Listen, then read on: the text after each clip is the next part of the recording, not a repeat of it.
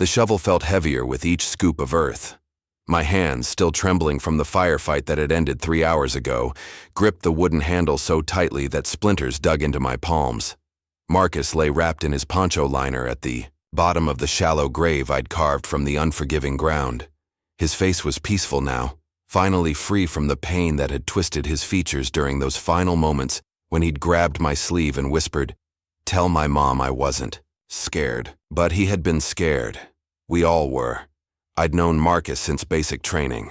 He was the kid from Ohio who wrote letters to his girlfriend every night, the one who carried a photo of his golden retriever in his helmet. He was supposed to go home in 2 weeks. We'd talked about it just yesterday, how he planned to propose to Sarah, how he wanted to open a garage with his old man. Now I was covering his dreams with dirt, one shovelful at a time. The irony wasn't lost on me that I was burying my best friend in a place that didn't even have a name on our maps. Grid coordinates, 3847.2156. That's all this patch of hell would ever be to the brass back at headquarters.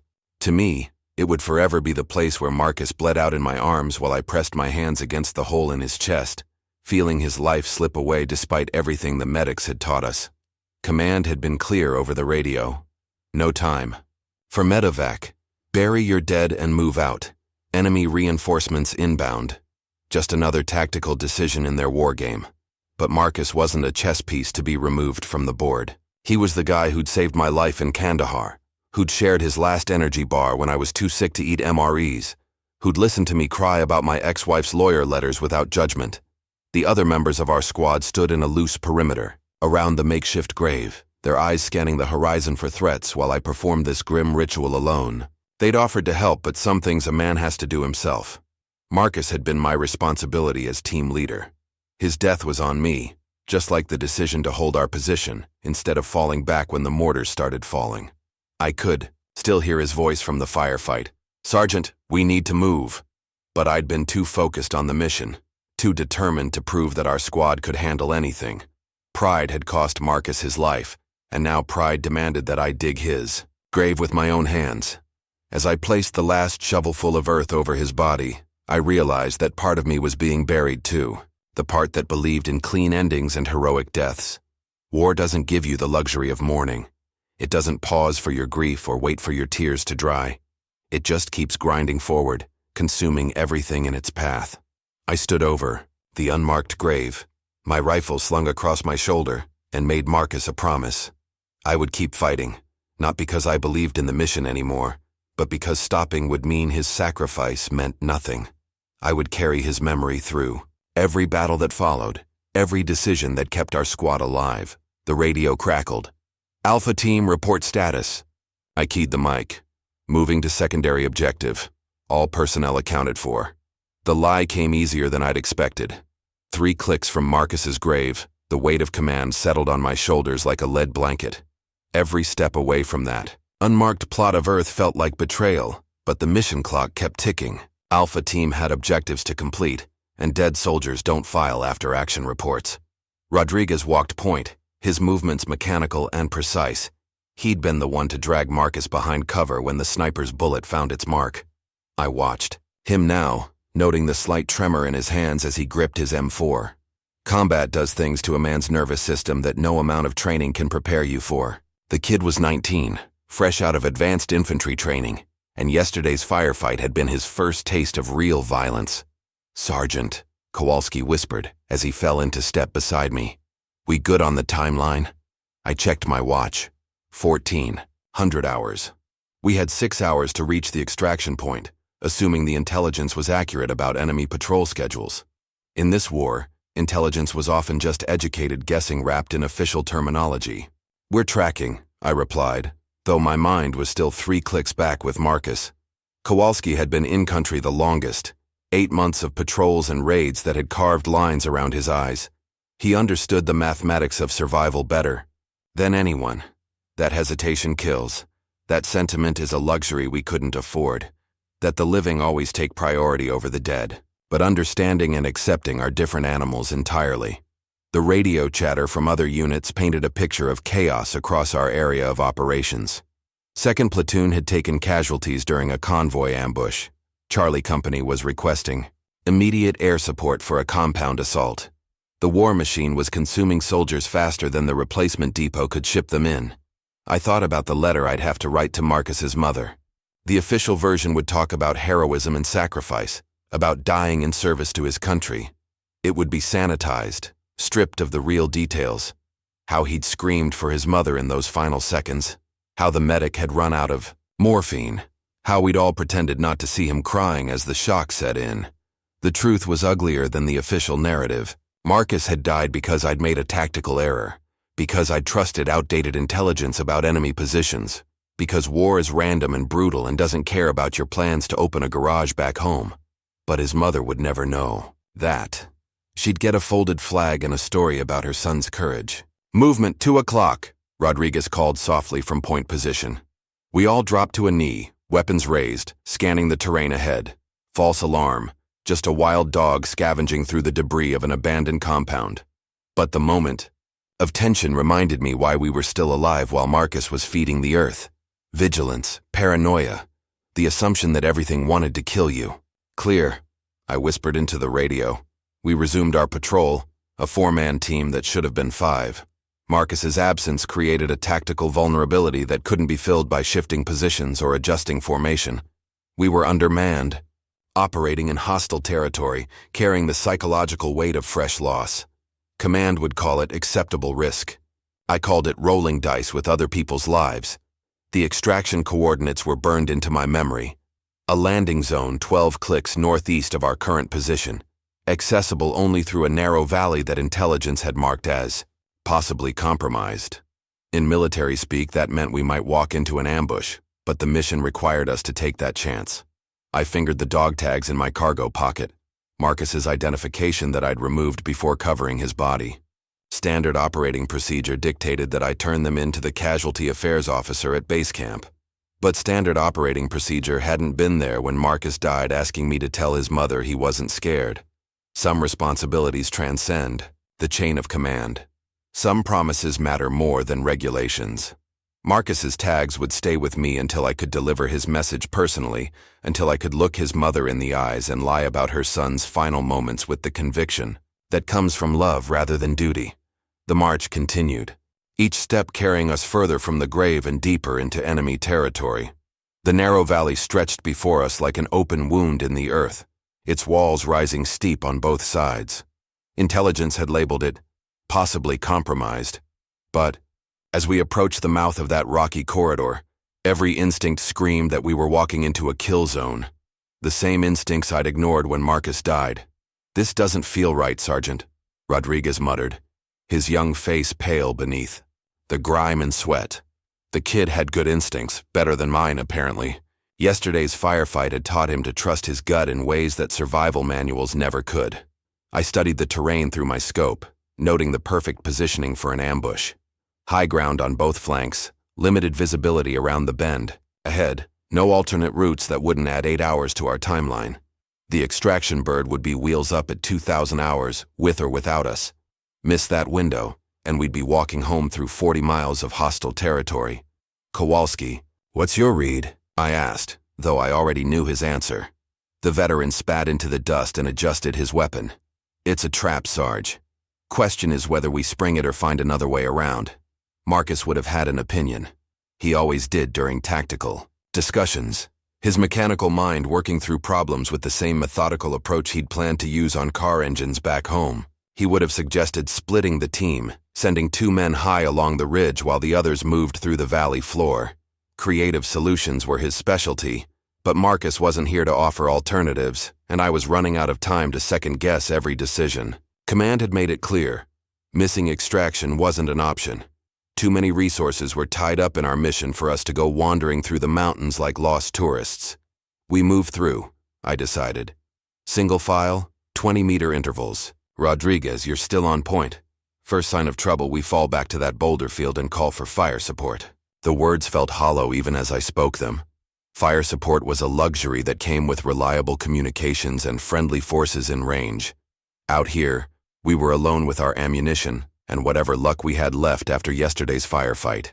We entered the valley in tactical formation, each man a small target moving independently but part of a larger whole. The silence was oppressive, broken only by the crunch of gravel under our boots and the occasional radio check from distant units.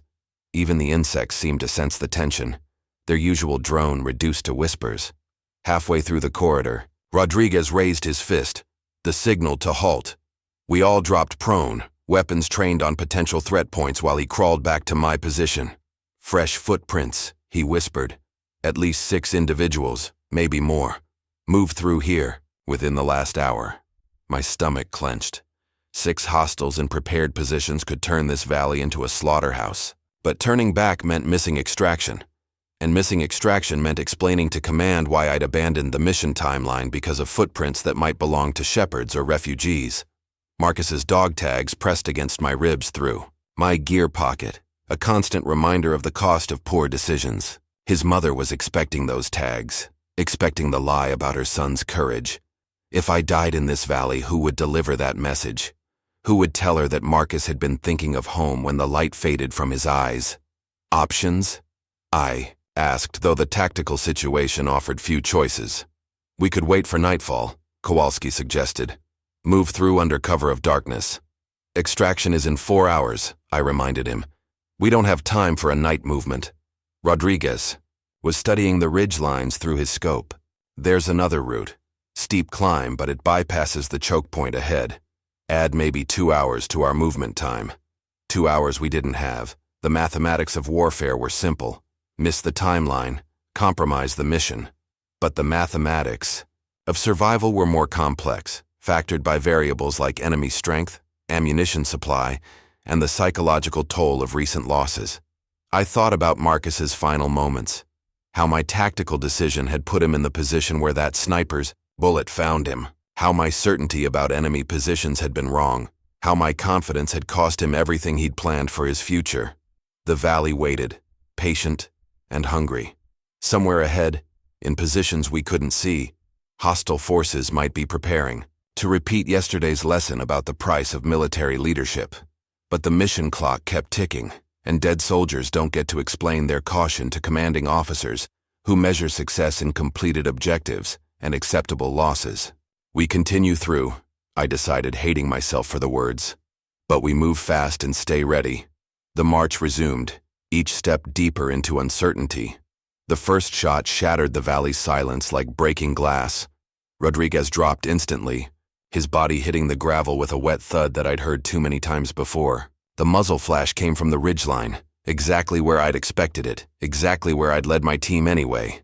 Contact left, I screamed, diving behind a boulder, as automatic weapons fire erupted from 3 positions.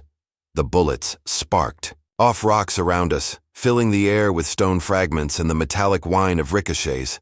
We were caught in the kill zone, just like I'd known we would be. Kowalski had found cover behind a fallen tree, his M4 already returning fire at the muzzle flashes above. His shots were precise, controlled, the work of a veteran who understood that panic kills faster than enemy bullets. But we were outnumbered and outgunned, trapped in the bottom of a funnel with nowhere to run. Rodriguez is down, I called, into my radio, though I could see the spreading pool of blood beneath his motionless form. Another kid who'd never make it home. Another letter I'd have to write to parents who'd never understand why their son had to die in a valley that didn't appear on any map they'd ever seen. The enemy fire was disciplined, coordinated. These weren't random insurgents taking potshots at American patrols. This was a planned ambush, executed by fighters who knew their business. They'd waited for us to reach the optimal kill zone before opening fire, just like the textbooks taught. "Sergeant, we need to move!" Kowalski shouted over the gunfire. "They've got us pinned!" But moving meant exposing ourselves to those rifle positions on the high ground. The boulder field I'd identified as our fallback position was 50 meters away. 50 meters of open ground that might as well have been 50 miles under this volume of fire. I keyed my radio, hoping for a miracle. "Any station, this is Alpha Team. We are taking effective fire at grid 3849.2100. Request immediate fire support." Static answered me. We were too deep in the valley for reliable communications, too far from friendly forces for rapid response. The same isolation that made this route attractive for covert movement now made it perfect for our execution. Marcus would have had a plan. He always did when things went sideways. Some creative solution that combined mechanical knowledge with tactical thinking. But Marcus was 3 clicks away, feeding the earth I'd shoveled over his body, and I was alone with the consequences of another bad decision. "Thompson, you still breathing?" I called to our 4th man, who'd taken cover behind a concrete barrier. "Alive, but pinned," he replied. "Can't get a clean shot at anything up there." The enemy fire was concentrated but not random. They were keeping us suppressed while maneuvering for better positions.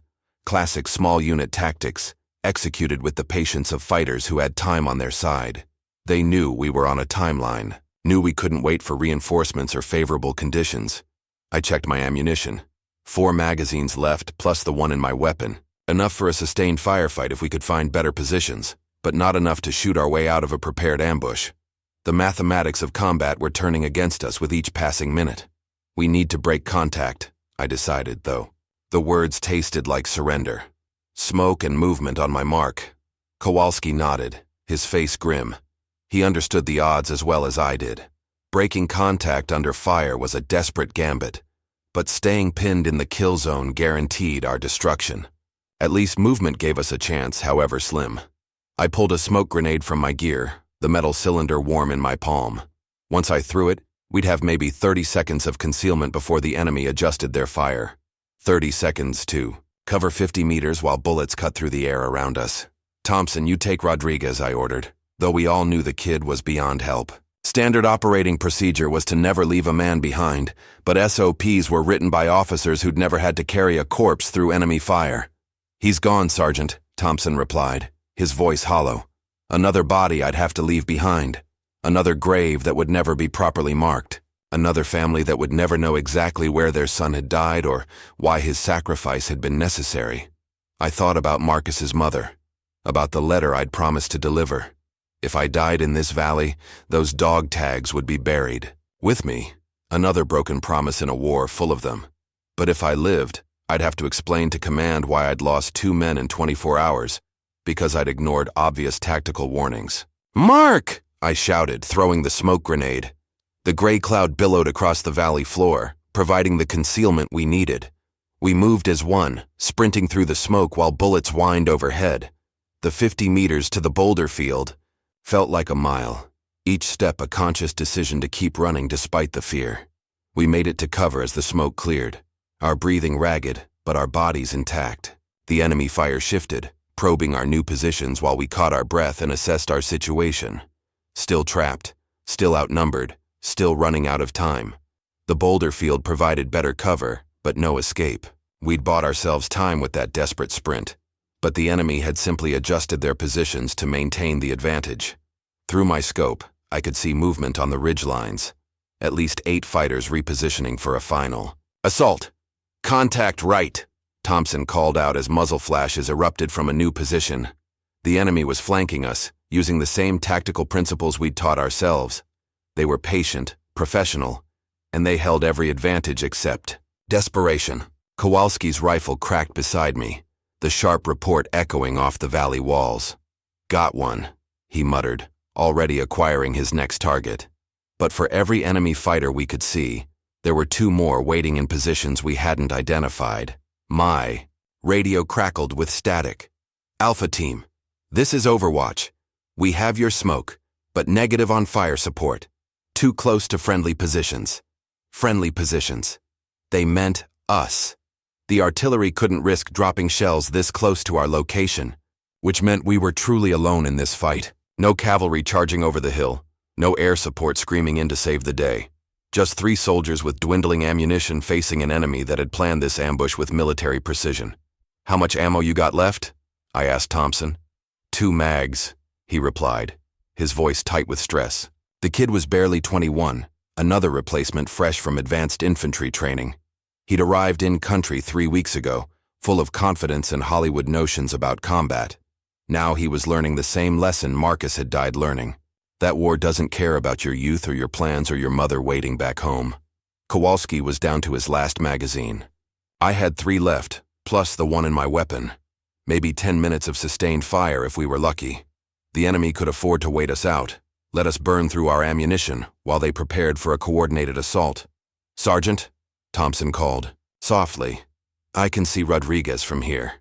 I followed his gaze to where our point man lay crumpled in the open ground we'd just crossed.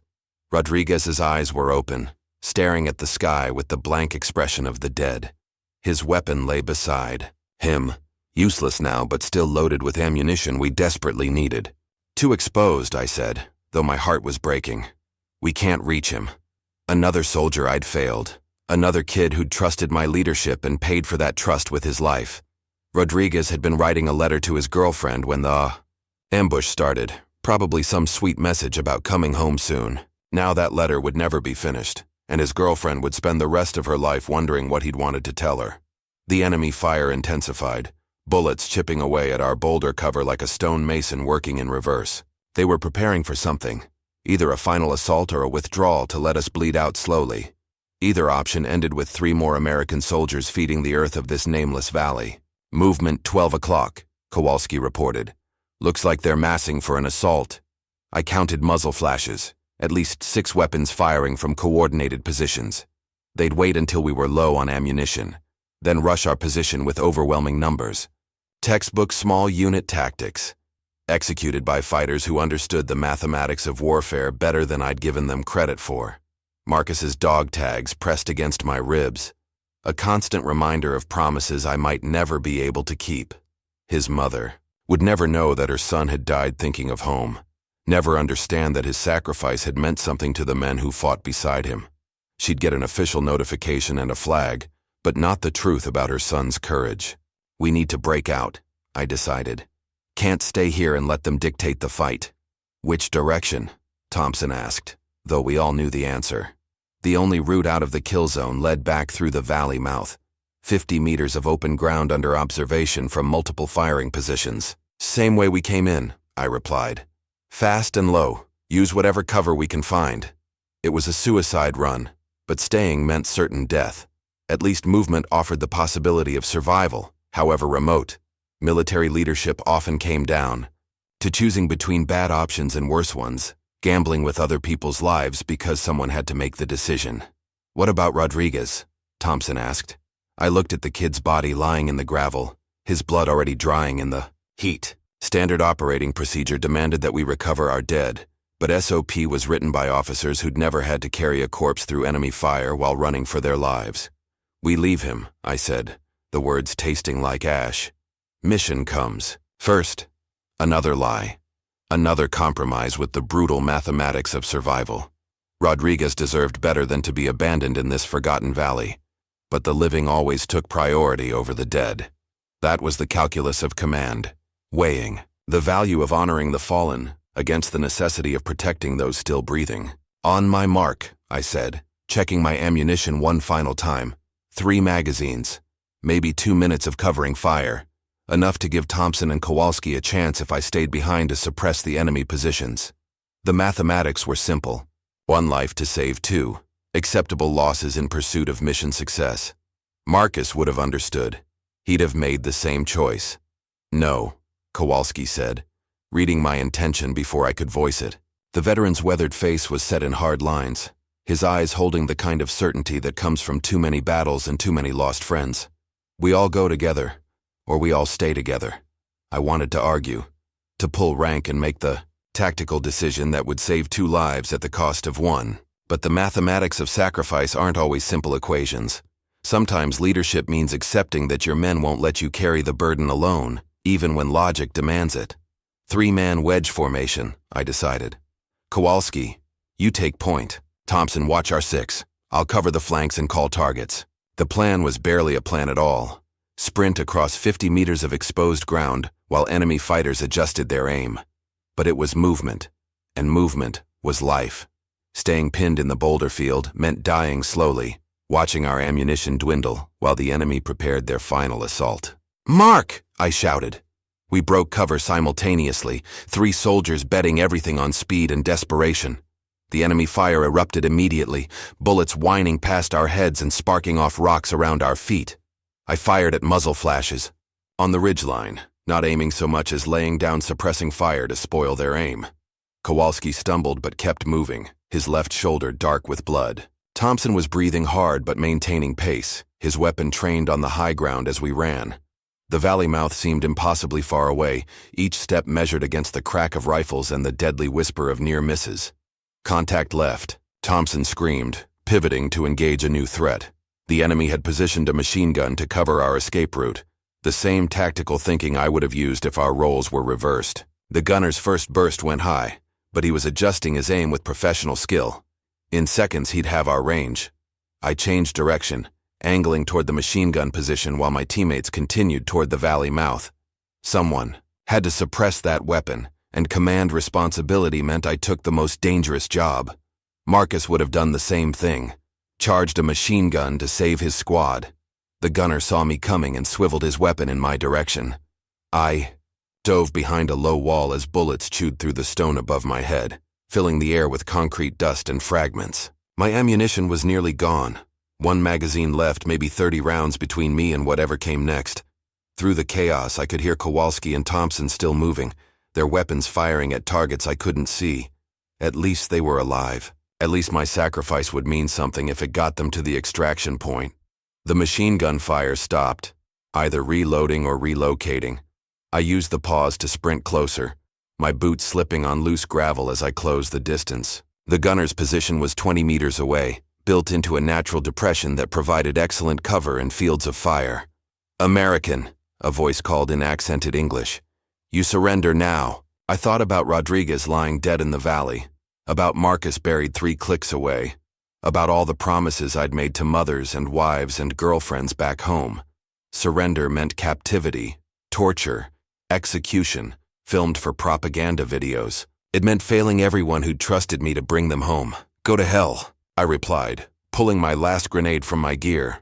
The machine gun opened up again, bullets tracking toward my position as I armed the explosive. 4 seconds to detonation, 4 seconds to crawl close enough to make it count, 4 seconds to honor every soldier who died under my command. I rolled around the wall as the gunner adjusted his aim, the grenade cooking off in my hand. 2 seconds left. 1 second. I released the spoon and threw the device into the enemy position, diving back, behind cover as automatic weapons fire searched for me. The explosion shook the valley walls, followed by screams and the sudden silence of a machine gun that would never fire again. I'd bought my teammates time and eliminated a key threat, but the victory felt hollow. Every success in this war came at the cost of someone's blood, ours or theirs, but always blood. "Sergeant!" Kowalski's voice echoed from the valley mouth. "We're clear." I checked my ammunition. 7 rounds left in my weapon, no spare magazines. Enough for one final firefight if the enemy pressed their attack, but not enough to fight my way out if they surrounded my position. The mathematics of survival had finally caught up with me. Radio chatter crackled in my earpiece. Extraction bird inbound, 15 minutes to landing zone. Kowalski and Thompson might make it if they moved fast, if they didn't wait for me to catch up. The mission could still succeed, even if their sergeant didn't make it home. I started moving toward the valley mouth, expecting enemy fire to cut me down with each step. But the remaining fighters had lost their stomach for the fight after losing their machine gun. They melted away into the rocks like ghosts, leaving me to stumble toward safety with Marcus's dog tags burning against my ribs and the weight of command crushing my shoulders. Sometimes survival feels like its own kind of defeat. The extraction helicopter's rotors beat against the desert air like mechanical thunder, drowning out the radio chatter and the ringing in my ears from the firefight. Kowalski and Thompson were already aboard, their faces hollow with exhaustion and the 1,000-yard stare that comes after your first real taste of combat's brutality. I climbed into the birdlast, my weapon empty, and my soul feeling just as depleted. "Alpha team secure," the crew chief reported into his headset as we lifted off. Below us, the valley where Rodriguez had died grew smaller, just another patch of hostile terrain marked by coordinates that would appear in after-action reports and casualty summaries. The flight back to base camp took 40 minutes, but it felt like hours. I sat in silence, feeling the weight of Marcus's dog tags through my gear and thinking about the letters I'd have to write. 2 families would receive official notifications about their son's heroic service. 2 mothers would get folded flags and carefully sanitized accounts of how their boys had died fighting for freedom and democracy. But they'd never know the real truth, that Rodriguez had been killed because I'd led the team into an obvious ambush. That Marcus had died because I'd made tactical decisions based on pride instead of prudence. They'd never understand that their sons had trusted a sergeant who'd let them down when they needed leadership most. "Sir?" The crew chief was tapping my shoulder. "We're on final approach." The base camp sprawled below us, a collection of temporary buildings and defensive positions carved from hostile territory through firepower and determination. Home, at least for now. A place to write reports, clean weapons, and pretend that the last 24 hours had been a successful mission rather than a catastrophic failure of leadership. We touched down on the landing pad, and I helped Thompson off the bird. The kid was moving like an old man, his shoulders bent under the psychological weight of his first combat losses. He'd aged years in the span of hours, the same transformation I'd seen in hundreds of soldiers who'd learned that war wasn't like the movies. "Debrief in 30 minutes, I told my remaining teammates. "Medical check first, then we talk to intelligence. Standard procedure after contact with enemy forces. The intelligence officers would want to know enemy strength, weapons, tactics, data they'd use to plan the next mission that would probably get more soldiers killed. The machine would keep grinding forward, consuming young lives and producing tactical reports that would gather dust in filing cabinets back home." I walked to my quarters, a plywood box barely large enough for a cot and a footlocker. The photos taped to the wall, my ex-wife, my daughter I barely knew, the squad before we'd started losing people, seemed to belong to someone else's life, someone who hadn't buried his best friend and watched 2 more soldiers die under his command. Marcus's letter to his mother was in my footlocker, the one I'd promised to deliver personally. The envelope was sealed, but I knew what it contained. Words of love and reassurance, promises about coming home soon. Maybe plans for Christmas dinner or summer fishing trips. All the normal things that connected soldiers to the world they were fighting to protect. I pulled out a sheet of stationery and began writing my own letter. "Dear Mrs. Patterson, my name is Sergeant First Class Michael Hayes, and I served with your son Marcus in Afghanistan. I'm writing to tell you about your son's final moments, though I know no words can ease the pain of your loss. Marcus died thinking of you and home. His last words were asking me to tell you that he wasn't scared, though I think we both know that wasn't entirely true. He was scared, but he was brave anyway. That's what courage really is, being afraid and doing your duty regardless. Your son saved lives during his deployment. He was the kind of soldier who shared his rations with hungry teammates, who volunteered for dangerous missions, who made us all better men through his example. The garage he wanted to open with his father would have been built on the same foundation of integrity and hard work that made him an exceptional soldier. I've enclosed his personal effects and dog tags. I hope they bring you some comfort, though I know they're poor substitutes for having your son home safe. Marcus talked about you constantly, about your cooking, your garden, the way you worried about him. He carried your love with him through every mission, and it gave him strength when things got difficult. I'm sorry I couldn't bring him home to you. That failure will stay with me for the rest of my life. Respectfully, SFC Michael Hayes." I folded the letter and sealed it in an envelope, knowing it would join the growing stack of correspondence I'd have to send to grieving families. Command would handle the official notifications, but some messages had to come from the men who'd served beside the fallen. The debrief lasted 2 hours, intelligence officers extracting every detail about enemy tactics, weapons, and positions. They were already planning the next mission, the next insertion into hostile territory that would test another squad's luck and leadership. The war machine never stopped consuming, never paused to count the real cost of its objectives. Later, alone in my quarters, I finally allowed myself to grieve, not just for Marcus and Rodriguez, but for the part of myself that had died in that valley alongside them. The part that believed leadership was about making the right decisions, that good soldiers could overcome bad tactics through courage and determination. War had taught me that sometimes there are no right decisions, only choices between different kinds of failure. That courage isn't enough when you're outgunned and outnumbered. That the weight of command includes carrying the guilt of every man who dies under your leadership, even when you've done everything by the book. I would write the reports, attend the memorial services, and continue leading missions, because that's what soldiers do. We carry the burden of our failures and keep fighting anyway. Not because we believe in clean victories anymore, but but because stopping would dishonor the memory of those who trusted us with their lives. Marcus's dog tags went into an envelope addressed to his mother in Ohio. Along with them, I included a small piece of the earth I'd shoveled over his grave, a final connection between a son and the mother who'd raised him to be the kind of man worth following into battle. The war would continue. More young soldiers would die in valleys that didn't appear on any civilian maps. More letters would be written, more promises broken, more graves dug by the hands of the men who'd failed to keep their teammates alive. But Marcus's memory would endure, carried forward by those of us who'd learned the hardest lesson of military leadership.